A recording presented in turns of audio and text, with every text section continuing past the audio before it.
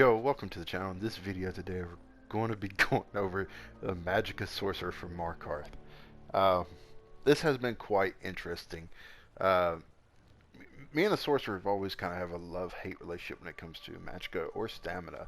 I don't know what it is, but I heard some interesting, so I decided to get back on it, dust it off, and give it a shot, and try out some things on it. And well, you'll see. Just bear with me. So, Max Magicka is 31.7, maximum health is 16.1. I do know I say you want to stay somewhere between 16.5 and 17.5k HP, but there was absolutely no way for me to actually get my health up any higher than that without sacrificing Magicka.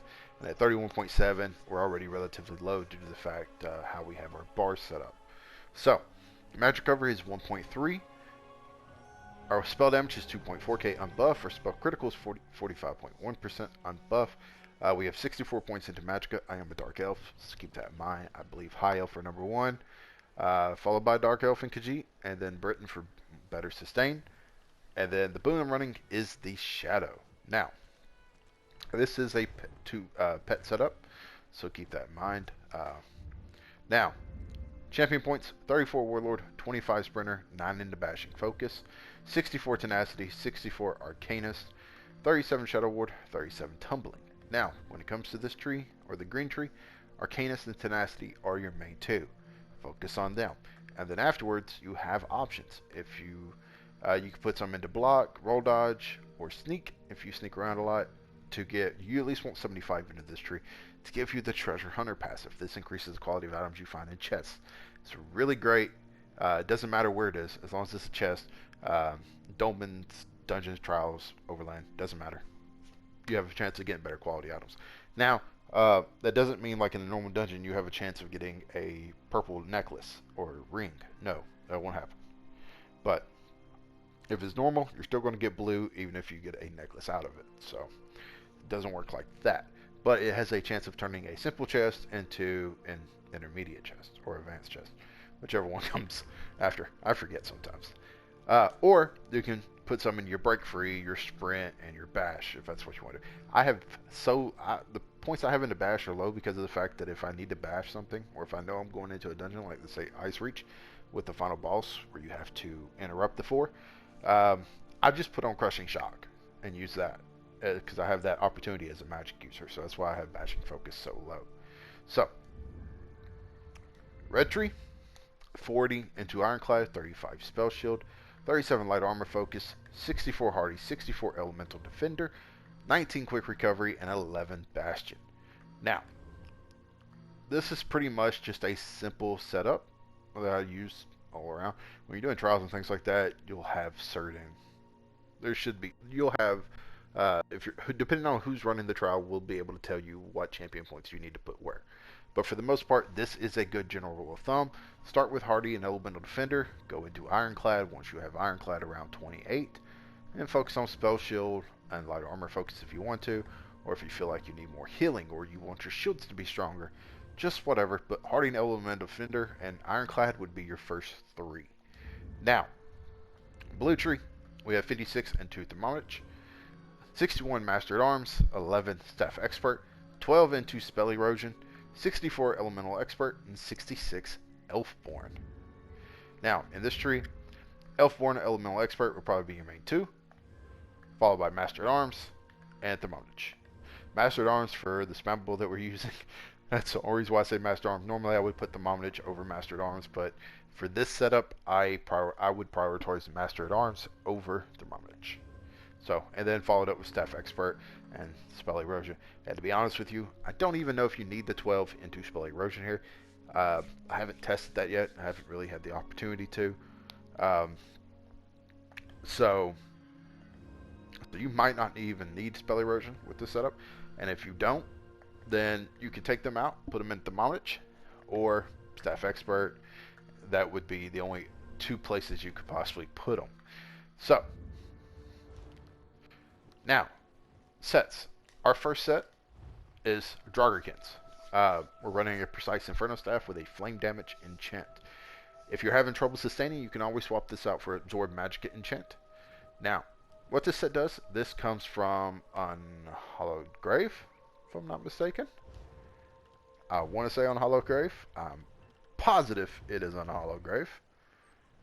Yes, it is Unhallowed Grave. Okay, so now what this set does is that it gives us Max Magicka, gives us Spell Pen. This is why we probably don't need the 12 into Spell Erosion, even at that. Gives us magic recovery, and then when we dealing direct damage to an enemy, place a ghostly curse on your enemy for 6 seconds. Cursed enemy takes 595 extra damage from all of your damage abilities. This effect can occur once every 9 seconds. So it's going to be 6 seconds up, 3 seconds down. And it's going to proc consistently. And 3 seconds should be the only downtime. I noticed that the pets could actually proc this. I don't think they're doing it anymore, but at one point they could. I do think that's been fixed now. I think that might have just been a bug. So this is going to proc off a few of our abilities on the front bar, but it procs for us every 6 seconds or whenever we use an ability on the front bar. So, back bar, Maelstrom Inferno Staff, Infused Weapon Damage Enchant, normal Maelstrom Arena, get in there, knock it out. The moment you hit 160 is when I would go in there. If you're starting, or if you're even higher than 160 at this point, and you haven't done Maelstrom Arena yet, it's in Rothgard. It is right here. Just go on in there, knock it out, get it taken care of. What did I have not done there? Ice Reach. Oh, okay. So just kind of do it, knock it out. It is worth it because this increases the damage of our light and heavy attacks by 1.3k as long as they're inside of our wall of elements. So as long as they're standing here in this, they're good. We will, and it is a huge circle, so, or a huge, I guess, rectangle. So we will connect. Our light attacks will do more damage. The monster set that we're running is Mob the Infernal. It gives us Max Magicka, and when you deal damage with a light or heavy attack, you have a 33% chance to summon a fire-breathing Daedroth for 15 seconds. Daedroth attacks deal 5.2k flame damage and alternates between Fiery Breath, Fiery Jaws, Jagged Claw, which alternate once every 2 seconds. Daedroth can only be summoned once every 15 seconds. So, we're running a light helmet, light shoulders, divines with Max Magicka. We have a Draugr Jerkin divines with Max Magicka. We have a training waste Draugrs. You do want this to be divines. I just have training. I will transmute it here pretty soon, or I'm hoping I get lucky and get one. So, and then we're running divine shoes with Max Magicka as well to give us the 5-piece. Now, for the monster set, Maw the Infernal it comes from Banner Cells too. It is relatively easy to get, but I understand some people just don't like that monster or they don't want to use it. Whatever the case may be, you do have options. You have quite a few options so you have City of Ash, you have Valkynscoria. It's really nice, it gives you spell pen, but we already have that extra spell pen from Draugr. If you use Valkynscoria, definitely take the points out of spell erosion, put them in something else. And basically, when we deal damage with a damage over time effect, you have an 8% chance to summon a meteor that deals 12.3k flame damage to the target and 4.5k flame damage to all other enemies within 5 meters. This effect can occur once every 5 seconds. You have Elambris as Max Magicka. When you deal damage with flame or shock, you have a 33% chance to summon a meteor shower with a damage type that deals 2.5k damage to all enemies within 4 meters every 1 second for 5 seconds. This effect can occur once every 8 seconds. I honestly like using Elambris on the sorcerer just because of the fact that one of our abilities is lightning and one of our abilities is flame for our main AoEs, liquid lightning and wall of elements. So when they both proc Elambris at the same time, the little lightning fire effect going off is really cool. So, and it is pretty strong too. You also have, let's see, there's Maw the Infernal, and then you have Grothdar if you're standing close. We're not really that close, so Grothdar wouldn't do us any good. So, but if you are somebody who stays right up under the boss, Grothdar would be good for you as well. If you can manage to get it, then Zons from Skullcaller is good as well if you're someone who stays close. If not, then you might want to back out. Another one that is worth looking at, let me see here. Where is it? Oh, I think it's on Holograph. Yeah. Um, I don't. That nightmare set. I don't know. I ain't even gonna attempt it.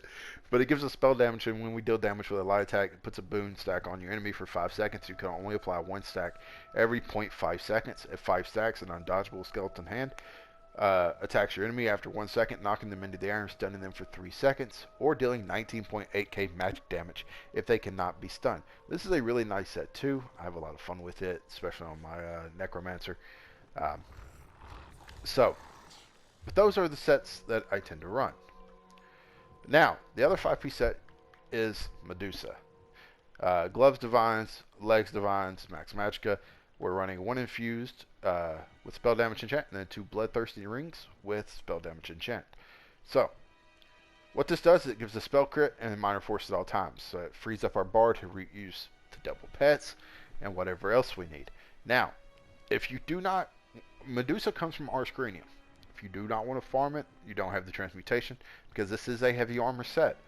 So if you don't have the transmutation crystals to transmute this right away, it's not going to be as beneficial to you as something as Mother Sorrow. Mother Sorrow is a really good set to have just in case, and then basically we'll just replace one of the abilities on our bar with a different set, which I will get to that shortly. So yeah, Dragarkins comes from Unhollow Grave. Maw the Infernal comes from Banish Souls 2. Medusa, Archscrenium. If you don't have the transmutation crystals, Mother Sorrow. Because I honestly believe this patch you need a crit set like Medusa or Mother Sorrow. Honestly, with the way that our bars are set up, you could probably get away with running Treasure Hunter here. It probably wouldn't make that much of a difference, honestly, if you didn't want to run Medusa.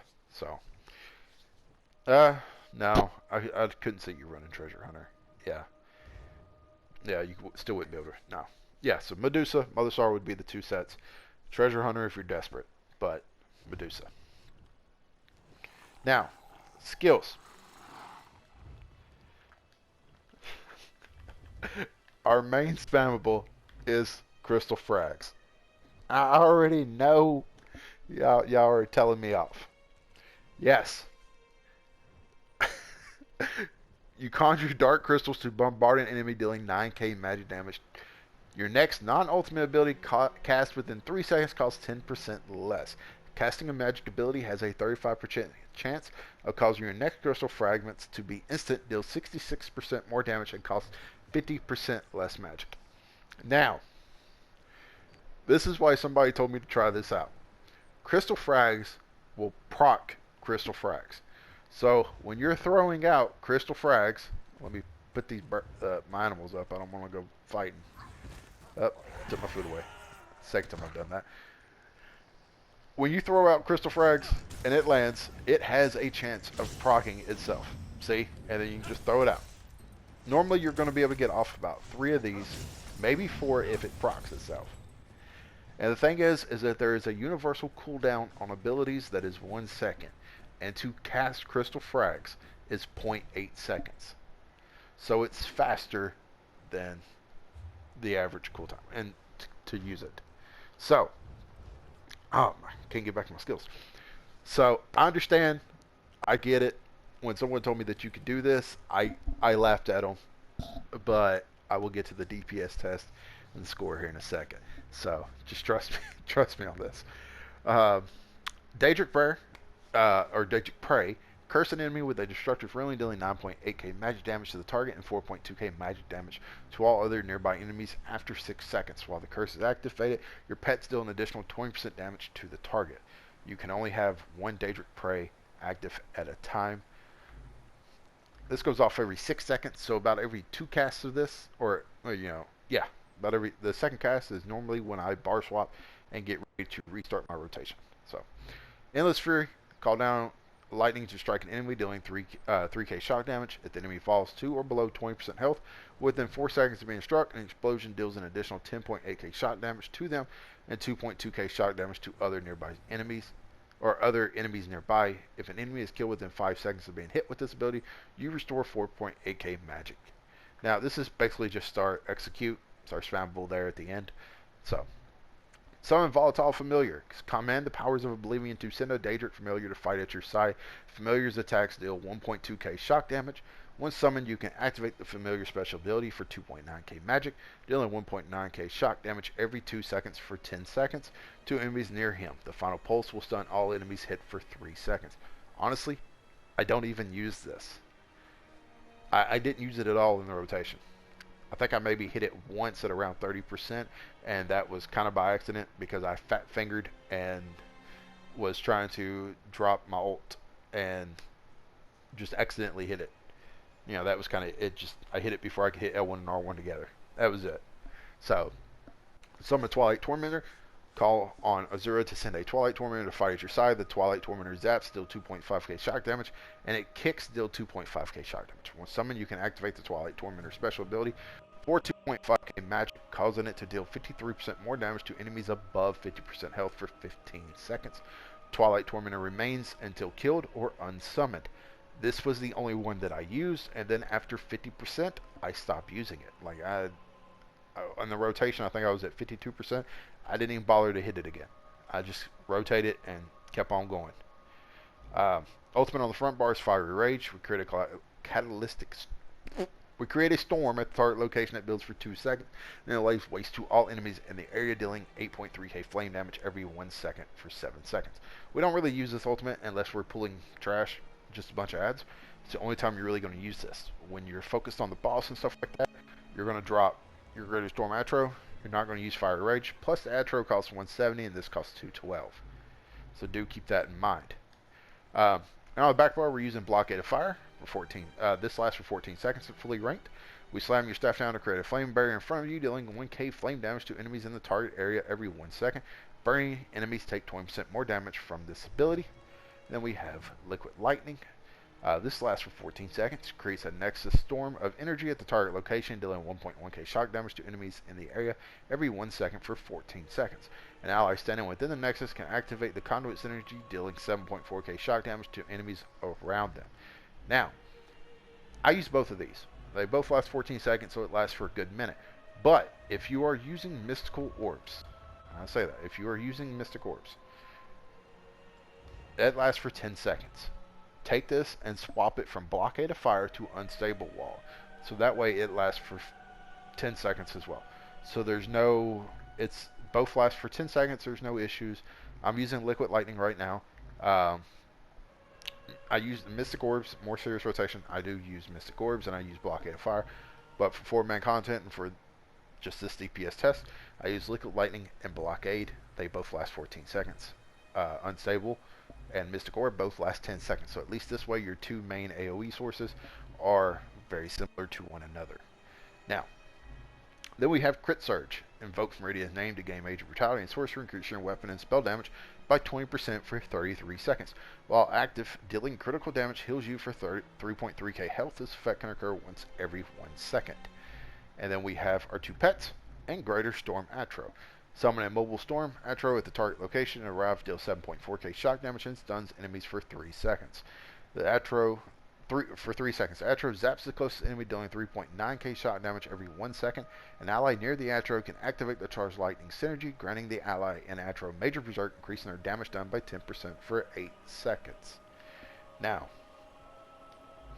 if you have your mages done, by all means, you could put Shooting Star here. If you do not have it done, then just, or Shooting Star or Ice Comet, either one works. Right now, Fire Rage is okay if you don't have that done. So, now, for the for the rotation and the results. 40.5k. Really easy. No problem at all. That is more than enough to get you into anything you want to do on a 3 mil. You know, any vet dungeon you can clear that with. Anything. So, the rotation now. Now, you do have options on pots as well, because as you can see, we do not have Inner Light on a bar, so we do not get Major Prophecy. So, this is where you have options. You can use the Essence of Power. If you can use these, you can. That would also allow you to drop Power Surge, because you're getting spell power from this. Of course, that is kind of a heal for you. You could put a shield there if you feel like you need it. If you're using spell power pots, you can put a shield here, or you can run something like Boundless Storm here for more AoE damage. Also buffs up your resistances. Or if you have trouble sustaining, you can put Dark Conversion here. Basically, this just turns stamina into Magicka, and also it is also a heal as well. So either one of them you can put here over that, and it should be you should be golden. You're going to cast this every 2 rotations. You know, these last for 14 seconds, so it'll be 28 seconds. It'll be down for 5 seconds, but it's not that big of a deal. So now, the other pots, if you want to use, these are cheaper. They're extremely cheap to make. It gives you major prophecy. It will restore health. It gives you major fortitude, restores magicka, and major intellect. Basically, this will give you major prophecy. I made just a handful of them. And then trash pots. Trash pots does not give you major prophecy, so you'll still be going without that if you use trash pots. So if you wanted to, it probably wouldn't make that much of a difference, to be honest with you. You could probably drop the familiar here for inner light on both bars. You could probably do that if you wanted to. I mean, the DPS might go down 1,000 or so, so you might hit 38k, 38, 37 without familiar. Or it may be more. I don't know. So, but you have options with potions and things like that as well.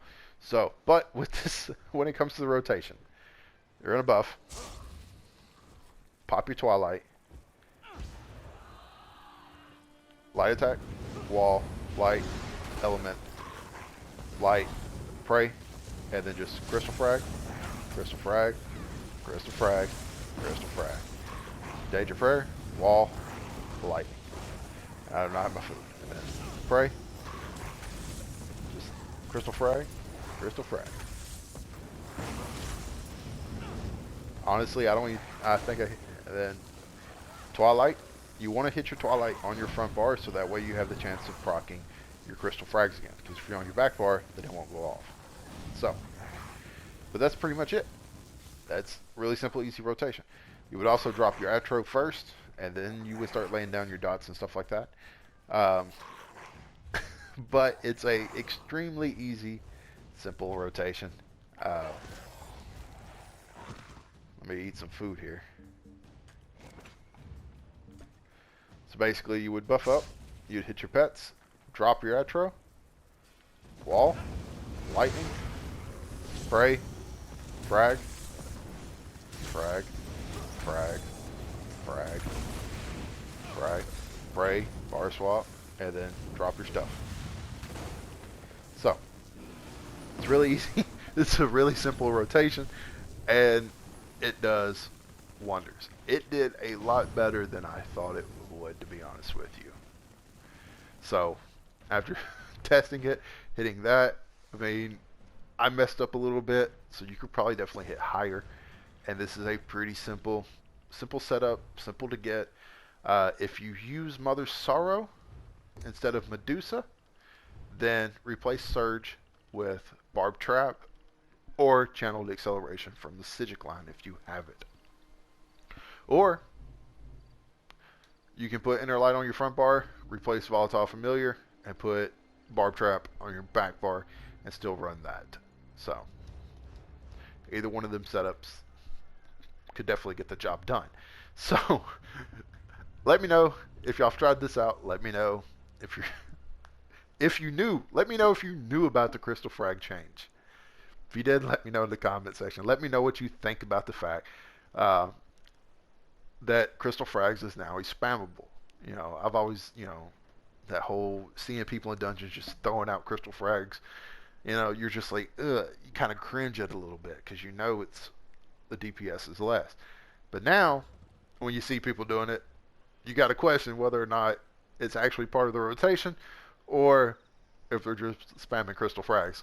So, it's definitely a toss-up. So it does make Sorcerer fun, and you get a lot of laughs when you're in dungeons and somebody asks you Like, why are you throwing out crystal frags like that? It makes for some good laughs. Made a couple friends off of that when I've come back and showed them on the DPS tests and stuff. It is fun. So let me know if y'all are enjoying the sorcerer. Let me know what you think of crystal frags change.